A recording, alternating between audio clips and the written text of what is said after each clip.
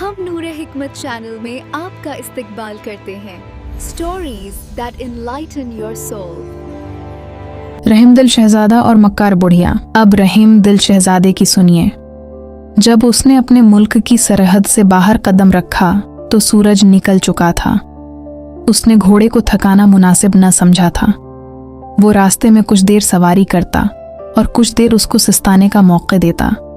इस वजह से वो देर से अपने मुल्क से निकला। उसका घोड़ा अभी तक ताज़ा दम था। उसके चारों तरफ खशक रेगिस्तान था। दौर दौर तक किसी ज़ी रूह का कोई निशान न था, लेकिन वो उस तरफ जाने पर मजबूर था क्योंकि ये बादशाह का हुक्म था। उसने घोड़े के लिए थोड़ी घास खाई और सहरा में दाखिल हो गया। दोपहर के वक्त तक वो प्यास से निढाल होने लगा। इस वक्त उसे सामने की तरफ कुछ दरख्त नजर आए तो उसकी रखती हुई सांसें बहाल होने लगें। शहजादे ने घोड़े का रुख उधर मोड़ दिया। दरख्त काफी दूर साबित हुए और उनके करीब पहुंचते पहुंचते उसे शाम हो गई। उसने घोड़े को एक दरख्त के साथ बांधा और खुद पानी की तलाश में निकल खड़ा हुआ। थोड़े फासले पर उसे किसी के कराहने की आवाज आई। वो नजदीक पहुंचा तो देखा कि एक बढ़िया कराह रही है। उसकी आंखें बंद हैं। वो फौरन उसकी तरफ बढ़ा और पूछा, बड़ी अम्मा, आपको क्या हुआ है? बढ़िया ने कराते हुए आंखें खोलें और बोली, बेटे, मुझे सख्त प्यास लगी है। यहाँ से थोड़ी दूर एक कनवा है जहाँ एक बहुत बड़ा ऐधा बैठा है। मैं और मेरा बेटा यहाँ से गुजर रहे थे। मेरा बेटा पानी लेने गया तो इस ऐधे ने उसे निगल लिया। आज तीसरा दिन है और मैंने कुछ खाया पिया नहीं है। शहजादा बढ़िया की दास्तान सुनकर रंजीदा हो गया। उसने बढ़िया के बेटे की मौत पर अफसोस किया और उसे पानी पिलाने का वादा किया। बढ़िया ने शहजादे को मना किया कि अजनबी, तुम्हें भी ऐधा निगल जाएगा। शहजादे ने कहा कि जिंदगी और मौत तो सिर्फ अल्लाह के हाथ में है। पहले मैं आपको पानी पिलाऊंगा, उसके बाद खुद पियूंगा। शहजादा छिपते छिपाते कनवे की तरफ चल पड़ा। वो कनवा काफी फासले पर था। शहजादे को वहां पहुंचते पहुंचते काफी देर हो गई। उसे अपने से ज्यादा बढ़िया की फिक्र थी कि कहीं वो प्यास से मर ही न जाए। जब वो कनवे के पास पहुंचा तो उसे ऐधा कहीं नजर न आया। कनवे के करीब ही एक रस्सी और पानी भरने वाला डूल पड़ा हुआ था। उसने बस्मिल्लाह पढ़कर रस्सी कनवे में लटका दी। जब उसे एहसास हुआ कि अब डूल पानी से भर गया है तो उसने धीरे धीरे रस्सी वापस खींचना शुरू कर दी। शहजादा ये देखकर बहुत खुश हुआ कि पानी का बर्तन पूरा भरकर बाहर आया था। वो खुशी खुशी वापस चल दिया ताकि बढ़िया को पानी पिलाकर उसकी जिंदगी बचाए। जहां वो बढ़िया को छोड़कर गया था वहां पहुंचा तो बढ़िया कहीं नजर न आई। उसने यहाँ वहां हर तरफ देख डाला, लेकिन वो कहीं न मिली। शहजादा नाकाम होकर थके थके कदमों से अपने घोड़े की तरफ चल दिया। जैसे ही वो घोड़े के पास पहुंचा, 4 डाकू दरख्तों के पीछे से निकल आए और तलवारें सूंध कर शहजादे को घेर लिया। उनके ऊंट भी शहजादे ने देख लिए थे। एक दरख्त के पीछे से वही बढ़िया निकल रही थी। अब उसने कहकाहे लगाने शुरू कर दिए। शहजादा बढ़िया की सारी चाल समझ गया। बढ़िया कहने लगी, ये चारों मेरे बेटे हैं और अब हम तुम्हारा घोड़ा और सारा माल व असबाब ले जाएंगे। सहराई डाकू आगे बढ़े और शहजादे को एक दरख्त के साथ बांध दिया। बढ़िया ने घोड़े को खोला और उस पर सवार हो गई। घोड़े पर काफी कीमती हीरे और उशर्फियां थीं।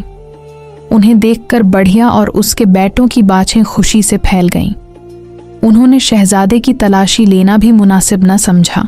वो जाने लगे तो शहजादे ने दरख्वास्त की कि मुझे खोल कर तो जाओ, मगर बुढ़िया और उसके बेटों ने उसकी बात पर तवज्जो ही न दी और शहजादे के घोड़े समेत ऊंटों पर सवार होकर गर्द उड़ाते निगाहों से उछल हो गए।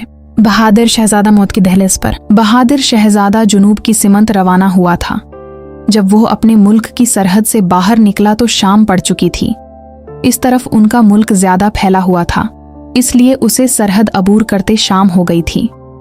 अब उसके सामने पहाड़ों का लामुतनाही सिलसिला था। उसने पहाड़ों को अबूर करना शुरू कर दिया जो खत्म होने में न आते थे। ज़ादी राह के तौर पर दूसरे शहजादों की तरह उसने भी हीरे और इशरफियां साथ ली थीं। उसके पास खुश्क मेवा जात की थैलियां भी थीं, लेकिन अभी तक उसने खाने पीने की तरफ कोई खास तवज्जो न दी थी। पहाड़ उबूर करते हुए उसे सारी रात बीत गई। सहरी के वक्त उसने कुछ खुराक ली और अब जिस पहाड़ की तरफ रवाना हुआ उसके ख्याल में वो सबसे बुलंद था। उसके ऊपर खड़े होकर रास्ते का सही तयन किया जा सकता था। पहाड़ के ऊपर पहुंचने तक सुबह हो गई और सूरज निकल आया था। पहाड़ की चोटी से दौर दौर तक के इलाके नजर आ रहे थे। उसके दाएं बाएं और पीछे तो यही बंजर पहाड़ ही पहाड़ थे, मगर सामने की तरफ वाला पहाड़ी सिलसिला सरसब्ज था। उसने अपने घोड़े को इसी समत डाल दिया। घोड़ा बहुत असील नस्ल का था। वो दुश्वार गुजार रास्तों पर भी बड़ी फिरती से चल रहा था। सरसब्ज पहाड़ के दामन में पहुंचते ही घोड़े की भूख जाग उठी। शहजादा समझ गया था कि अब कुछ देर आराम किए बगैर हम आगे सफर जारी नहीं रख सकेंगे। वो घोड़े से उतरा और उसकी रस्सी को लंबा करके बांध दिया। यहां घास तो न थी, लेकिन लंबी लंबी पत्तियों वाले छोटे छोटे सब्ज पौधे जरूर थे। उनका कद 2 से 5 फुट तक होगा। उनके पत्तों से अजीब सी बो आ रही थी। घोड़ा भूख के मारे उस पौधे पर मुन्ना मारने लगा। शहजादा उसके करीब ही लेटकर घोड़े की तरफ देखने लगा, जो उसका मुस्तकिल साथी था। फिर अचानक उसने घोड़े को गिरते हुए देखा। शहजादा एकदम उठकर घोड़े की जानिब बढ़ा। इस दौरान में घोड़ा जमीन पर लेट चुका था। शहजादा परेशान हो गया। बज़ाहिर ऐसा कुछ महसूस न होता था कि घोड़े को कोई तकलीफ हुई हो। अब घोड़े की आंखें बंद होने लगी थीं और शहजादे की परेशानी बढ़ने लगी। करीब पहुंचकर उसने घोड़े को बहुत हिलाया जलाया, लेकिन उसने अपनी आंखें न खोलें। शहजादे ने उसके निथनों पर हाथ रखा तो सांस चलती हुई महसूस हुई। इससे पहले कभी घोड़ा इस तरह नहीं लेटा था और ये घोड़ा सबसे तंदुरुस्त था। बहरहाल सोचते सोचते वो समझ गया कि जरूर इस पौधे में कुछ असरात हैं जिनकी वजह से घोड़ा लंबी तान कर सो गया है। शहजादे ने उस पौधे के चंद पत्ते तोड़े और उन्हें सूंघकर चुखने लगा। उसने 2-4 पत्ते ही खाए थे कि उस पर गुनूदगी छाने लगी। फिर उसे ढूल की आवाजें आने लगीं। उसकी निगाहें बेअख्तियार पहाड़ की चोटी की जानिब उठ गईं, जहां बहुत से लोग नाचते गाते आ रहे थे। लेकिन बहादुर शहजादे की आंखों के सामने अंधेरा छाने लगा और वो जमीन पर लढ़कता चला गया। अक्लमंद शहजादे की गिरफ्तारी। अक्लमंद शहजादा घोड़े पर सवार होकर जिनों की तरफ बढ़ने लगा। जिन पतली सी नहर के किनारे खड़े थे। सबसे पहले जिनों के सरदार की नजर इस पर पड़ी। उसने अपने साथियों को इधर मुतवज्जा किया तो सब शहजादे की जानिब देखने लगे। इसी वक्त नहर पर एक छोटा सा मजबूत पल नमूदार हो गया। पल के जरिए शहजादे ने अपना घोड़ा नहर से पार किया। तमाम जिनों ने झुककर शहजादे का इस्तकबाल किया। शहजादे ने उनको अपना दोस्त समझा और दिल ही दिल में खुश होने लगा। जिनों के सरदार ने आगे बढ़कर घोड़े की लगाम थाम ली और शहजादे को बड़ी इज्जत से नीचे उतारा गया। शहजादे ने नीचे उतरते ही सवाल किया, क्या मैं आपसे पूछ सकता हूँ कि आप लोग कौन हैं?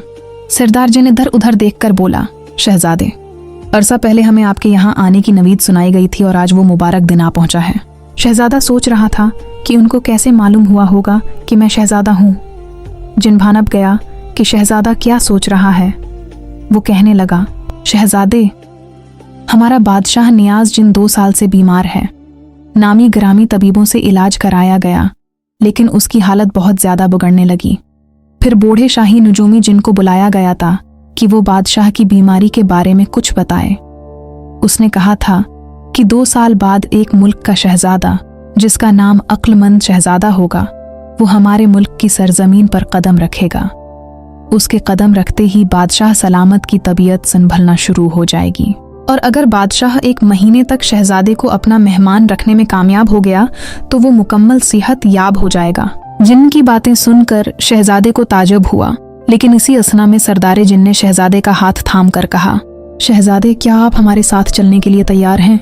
शहजादे ने इस बात में सर हिलाया तो जिन कहने लगा, आप अपनी आंखें बंद कर लें और जब तक मैं ना कहूं उस वक्त तक आंखें नहीं खोलनी। शहजादे ने अपनी आंखें बंद कर लीं। उसे ऐसा महसूस हुआ जैसे उसके कदम जमीन से ऊपर उठ रहे हों। फिर चंद मिनटों बाद उसके कदमों ने दोबारा जमीन को छुआ तो सरदारे जिन की आवाज अभरी, शहजादे, आप अपनी आंखें खोल सकते हैं। शहजादे ने आंखें खोलें तो उसकी आंखें फटी की फटी रह गईं। उसके सामने शीशे से बना हुआ एक विसिया वो अरीज महल था। महल के दरवाजे पर एक खूबसूरत बग्घी खड़ी थी। उसके आगे सफेद परों वाले 4 खूबसूरत घोड़े जितते हुए थे। जिनों के सरदार ने शहजादे को आरामदह बग्घी में बैठने का इशारा किया तो वो बग्घी में सवार हो गया। बघी ने महल के अंदर वाली समत में उड़ना शुरू कर दिया। शहजादे को ये सब कुछ एक ख्वाब की तरह लग रहा था। बघी महल के सदर दरवाजे पर जाकर रख गई। जब शहजादा नीचे उतरा तो सरदारे जिन पहले से वहां मौजूद था। महल का दरवाजा सोने से तैयार किया गया था और उस पर कीमती हीरों से नक्श व नुगार बनाए गए थे। उनकी चमक से सारा दरवाजा जगमगा रहा था। दरवाजे के अंदर कई कनीजें मुअद्दब अंदाज में खड़ी थीं। उन्होंने शहजादे को खुश आमदीद कहा। अगर आप यहाँ तक पहुँच गए हैं तो फिर वीडियो को लाइक करें और चैनल को सब्सक्राइब करें और एक प्यारा सा कमेंट जरूर करें। शुक्रिया।